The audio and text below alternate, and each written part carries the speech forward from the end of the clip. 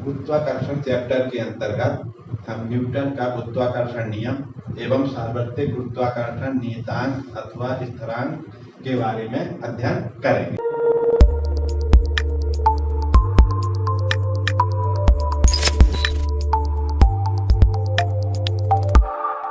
Newton ने बताया कि ब्रह्मांड में स्थित प्रत्येक कण एक दूसरे को आकर्षित करते हैं और यह जो आकर्षण बल है सर्वव्यापी है, सभी पिंडों में लागू होता है। तो ये इसके आधार पर उन्होंने अपना अनुभव किए और उस पर एक नियम दिया जिसको न्यूटन का गुरुत्वाकर्षण नियम कहते हैं। तो ब्रह्मांड में स्थित किसी भी दो पिंडों के बीच लगने वाला आकर्षण बल जो ये आकर्षण उन दोनों पिंडों के द्रव्यमान के गुणनफल के समानुपाती एवं उन दोनों पिंडों के बीच की दूरी के वर्ग के व्युत्क्रमानुपाती होता है। इसकी दिशा दोनों पिंडों को मिलाने वाली रेखा के अनुदिश होता है। इस नियम के अनुसार जैसा इसमें बताया गया है तो हमने माना है कि इसमें एक m1 द्रव्यमान का कोई पिंड है, दूसरा m2 द्रव्यमान का कोई पिंड है और ये इनके जो पिंडों के द्रव्यमान हैं उनके केंद्र पर स्थित माने जा सकते हैं। संपूर्ण द्रव्यमान उनके केंद्र पर, तो केंद्र से द्रव्यमान पिंड है उसके केंद्र से दूसरे द्रव्यमान पिंड के केंद्र तक की बीच की दूरी माना कि r है। यानी कि दो पिंड m1 और m2 एक दूसरे से r दूरी पर स्थित है। तो इसको इस तरह से लिखेंगे, इसको निकालने के लिए, इसका सूत्र निकालने के लिए कि माना कि दो पिंड जिनके द्रव्यमान क्रमशः m1 व m2 है एक दूसरे से r दूरी पर स्थित है तथा उनके बीच कार्य करने वाला आकर्षण बल F है। यही आकर्षण बल न्यूटन का गुरुत्वाकर्षण बल है। इसी को अपन गुरुत्वाकर्षण बल कहते हैं। गुरुत्वाकर्षण बल की प्रकृति जो होती है आकर्षण की होती है, हमेशा इसकी प्रकृति आकर्षण होती है, ये कभी प्रतिकर्षण नहीं होती। इसकी क्या करता है, ये दूसरे पिंड को अपनी ओर आकर्षित करता है।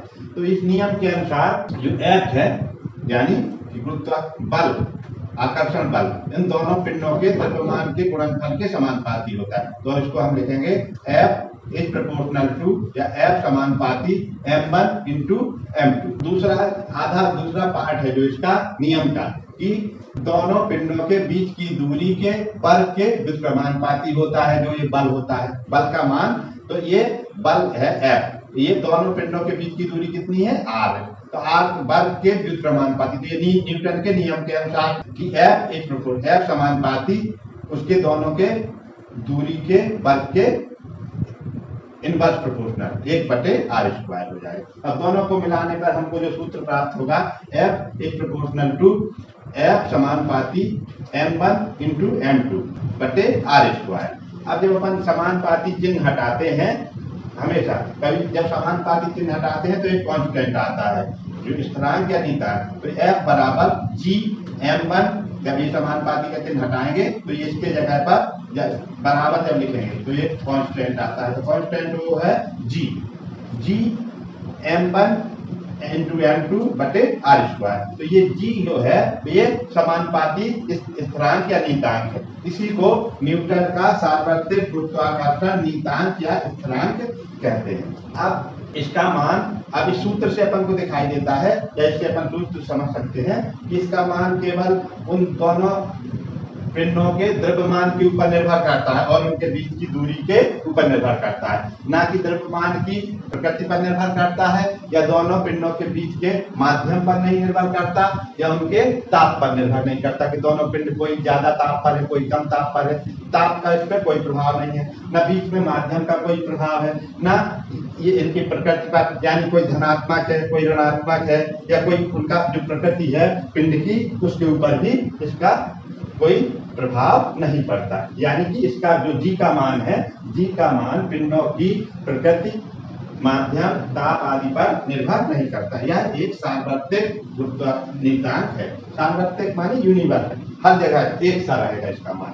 तो जो g का मान आता है, तो अब एक अपन थोड़ा इसका मान निकालने की कोशिश करें कि अगर इसमें m1 अगर ये माना जाए कि दो पिंड है, m1 द्रव्यमान m1 बराबर m2 और इनको इकाई तरफ 1 किलोग्राम के मान लीजिए कि दो पिंड है और एक दूसरे से 1 मीटर की दूरी पर स्थित है। एक दूसरे से 1 मीटर की दूरी पर स्थित है। जैसे कि अपन ने लिख लिया कि एक ये पिंड है M1 और दूसरा पिंड है M2। M1 बराबर भी है 1 किलोग्राम और M2 बराबर भी है 1 किलोग्राम। अब इनके बीच की दूरी, इनके केंद्र से केंद्र के मिलाने की दिशा भी जो अनुदिश होती है वो केंद्र इसके मिलाने वाली, केंद्र से मिलाने वाली रेखा के अनुदिश होती है, जो बल की दिशा होती है। और ये दूरी है इसकी 1 मीटर। अब इसको इसी को ये मान अपन अगर इस वाले सूत्र में रखेंगे कि F बराबर G M1 into M2 upon R²। अब इसमें ये मान रख देंगे M1 बराबर G, M1 का मान है 1 गुणे 1, M2 का मान बटे 1 का वर्ग। तो ये सब हट जाएंगे पूरा करके। F बराबर कितना आ जाएगा G, और ये सभी 1 गुणे 1, या इसको करेंगे कि 1 आ जाएगा, 1 का वर्ग भी 1 होता है, तो ये पूरा मिला के क्या आ जाएगा G आ जाएगा। जिससे अपन क्या निष्कर्ष पर पहुंचे, F बराबर G, यानी कि इस G का जो परिमाण होगा वो उस बल के बराबर होगा जो कि इकाई द्रव्यमान के 2 पिंड एक दूसरे से 1 मीटर की दूरी पर स्थित होने पर एक आरोपित करते हैं। G का आंतरिक मान उस बल के बराबर हो जाएगा जो बल इकाई द्रव्यमान के 2 पिंड एक दूसरे से 1 मीटर की दूरी पर स्थित होने पर अनुभव करते हैं। अब प्रयोगों के द्वारा ये देखा गया है कि G का जो मान है, G का मान प्रयोगों के द्वारा इतना निकाला गया 6.67 गुणे 10 की घात ऋण 11 newton metre square upon kilogram square, इतना निकाला गया है इसका मान। जी, ये सभी जगह ये हर जगह इसका मान इतना ही रहेगा इस तरह। तो न्यूटन, अब चूंकि जब अपन सब चीज मान रहे हैं कि एक कर दिया है, M1 का मान 1, M2 का मान 1, यानी इकाई द्रव्यमान के पिंड है, तो फिर F का मान कितना आ जाएगा, F बराबर G। इसी में F बराबर हो जाएगा, G का मान है 6.67 गुणे 10 की घात ऋण 11।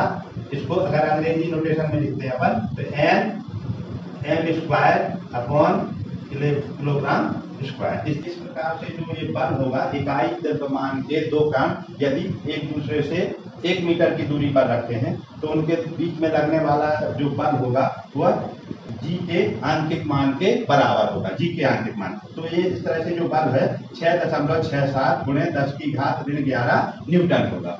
तो अब इसको चाहें तो लिख भी सकते हैं कि G का आंतरिक मान, G का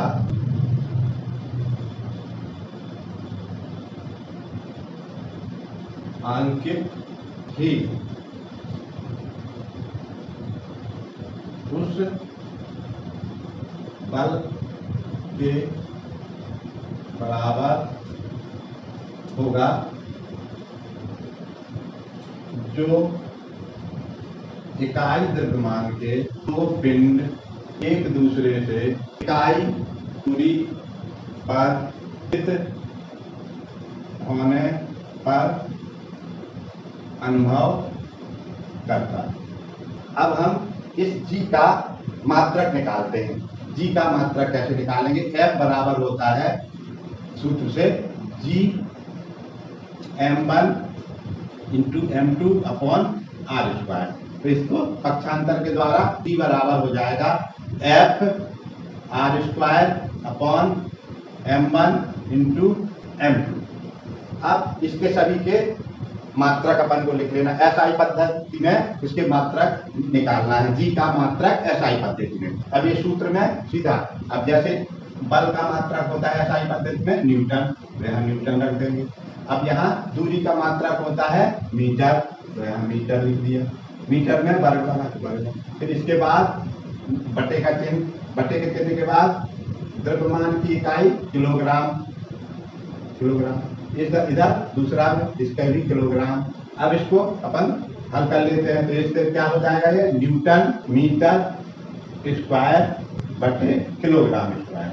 इस प्रकार से ये इसकी एसआई पद्धति में मात्रक हो जाएगा, सार्वत्रिक गुरुत्वाकर्षण नियतांक का, जी का। इसको अगर अपन अंग्रेजी नोटेशन में लिखेंगे तो इसको लिख सकते हैं न्यूटन को एन से, इसको एम से, मीटर को और किलोग्राम को केजी से माइनस। इसी को और बराबर चाहे तो इसको ऊपर ले जाएंगे तो इसको एन, किताबों में मान लीजिए आपको इस तरह से मिल जाएगा तो लगेगा कि किस तरह से लिखा हुआ है, तो इसको ये ऊपर ले गए तो इसको केजी में यहाँ घात माइनस में हो जाएगी। इस तरह से लिखा हो सकता है, इस तरह से लिखा हो सकता है, इस तरह से, लेकिन ये है, ये सभी बातें एक ही है, तीनों चीजें एक ही है, उसको केवल लिखने का ढंग अलग अलग कर दिया गया। इस प्रकार से इसका जी का मात्रक आ जाएगा newton metre square upon kilogram square. अब अपन इसका विमीय सूत्र निकालते हैं। विमीय सूत्र, जी का विमीय सूत्र प्रश्नों में कभी कभी आ जाता है कि सार्वत्रिक न्यूटन का गुरुत्वाकर्षण नियम लिखिए एवं सार्वत्रिक गुरुत्वाकर्षण नियतांक की आकार एकांक द्रव्यमान मान के निकालिए